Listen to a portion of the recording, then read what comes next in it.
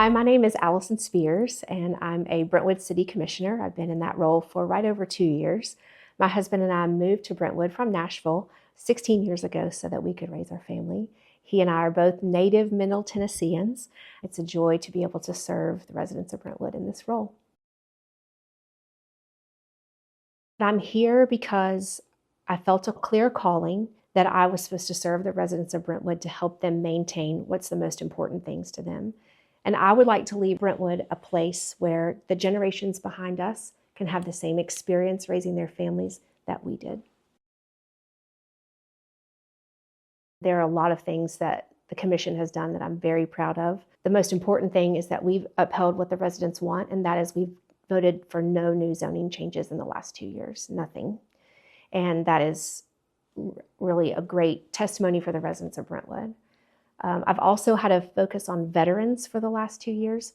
Prior to me being elected, there was not a Memorial Day or a Veterans Day ceremony in the city of Brentwood specifically for our residents who are veterans. So we initiated our inaugural Memorial Day event last year, and we'll be doing our second one this year, and our inaugural Veterans Day last year, and we'll also be doing another one this fall. And additionally, we are going to start the efforts for a permanent Veterans Memorial in the city. We haven't had that before, but we're getting that going soon so residents can be looking for more information about that. In the city of Brentwood, we have an amazing budgeting process. It is clear, it is diligent, and it is forthright. The city of Brentwood operates with around a $56 million annual operating budget. And so we take care of all of our outflow expenses out of that. We also save more money than that and put it towards capital expenditure. We also have savings accounts, they're called funds, for different areas. So the city of Brentwood operates a phenomenal budget, and we live within our means, and we do not spend more than we make. And we have not had a tax increase in 34 years. There's no plan for a tax increase. All 7 city commissioners agree on that. When we are looking at the idea of who a resident might want to vote for, obviously it's important to do their research. So they need to know what's important to the candidates who are running. When a resident goes into the voting booth, they will have the opportunity to vote up to 3 candidates, but they might find that only 2 candidates align with their vote, and that makes their vote more powerful. The residents of Brentwood are overwhelmingly outspoken about zoning and how important zoning is to them. They want us to hold the line on zoning, commercial and residential. They understand that our infrastructure is based on our current plan for the city of Brentwood, and if we change the zoning in either direction, that will really put undue pressure on our already burdened infrastructure, and we don't want that, because if our infrastructure is beyond burden, then our quality of life changes. And the residents of Brentwood are clear that they do not want zoning changes. We've been resisting the hyper-growth and development for years, and it's very important to the residents of Brentwood that we continue to do that. Davidson County functions extremely differently than Brentwood, and it functions differently than Williamson County. So we know that Brentwood sets a standard for the rest of the county. We've seen that recently this last year with the interlocal agreements between all of the cities in Williamson County about the urban growth boundary.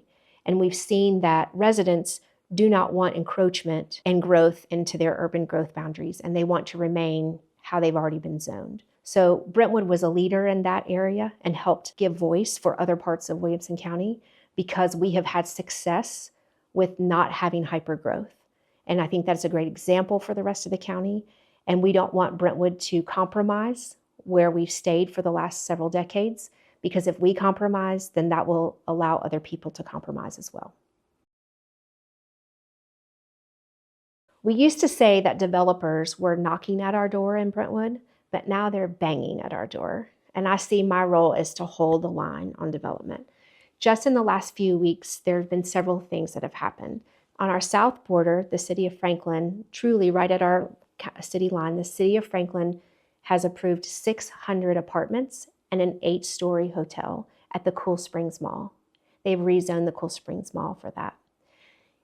At our northern border, just hundreds of feet over our northern border, out of the hill is growing a 7-story residential unit, and it is going to impact our infrastructure. In my neighborhood, the very first street is actually in Davidson County. And so those lots are all in Davidson County. And I have learned in the last few weeks that a house on 1 acre has been torn down, and 2 of the tall, skinny houses will be put on that lot in the middle of a neighborhood that's 1 house per acre. If they could come across the street, if they could come across the border, if the developers could, they would do it in a heartbeat, but we stand in the way, the City Commission stands in the way of that. Personally, I've been approached by developers who own property in Maryland Farms, and they have made it clear to me that they would like for us to change their zoning to upzone those properties. In the city of Brentwood, any zoning can change with a 4-3 vote of the City Commission. Right now, there are 4 city commissioners who are clear and have a proven track record of voting not to rezone. If that majority were to switch the other way, then zoning changes could come and come quickly, and the face of Brentwood could change dramatically in a very short amount of time. The development crowd knows that I stand in the way of changing zoning for the city of Brentwood. And so they're trying to make sure that there are distractions put in place. One of the distractions is a potential indoor racket facility. Since we've been working on this project for the last 4 years, city staff has built it into our budget. And so we have an account, a fund for this specific project. And by the end of fiscal year 2026, which is 13 months from now, we will have $13 million in that budget. And it's not taking away from any other projects. Taxes have not been raised, nor they will be. And we can decide if we're going to move forward or not. It's my opinion that we don't need to take out debt or a loan for this project since it's an amenity and we do have the budget already allocated for it if we choose to use it. So when misinformation is coming out about a potential indoor racket facility, that's a distraction from what's really going on and what's really important. And what's really important to the residents of Brentwood is that their zoning doesn't change. They do not want to turn into Nashville. They do not want to turn into the Gulch. If we're spending an inordinate amount of time talking about a potential indoor racket facility that we have the funds to pay for with cash, then we're not talking about the real issues, which are zoning. And I'm what stands in the way of zoning changes in the city of Brentwood. When I ran 2 years ago for Brentwood City Commission, I promised that I would hold the line on zoning, and I've kept that promise. It has been my honor to serve the residents of Brentwood for the last 2 years, and when reelected, I promised to hold the line for the residents of Brentwood and to stand strong for the Brentwood we love.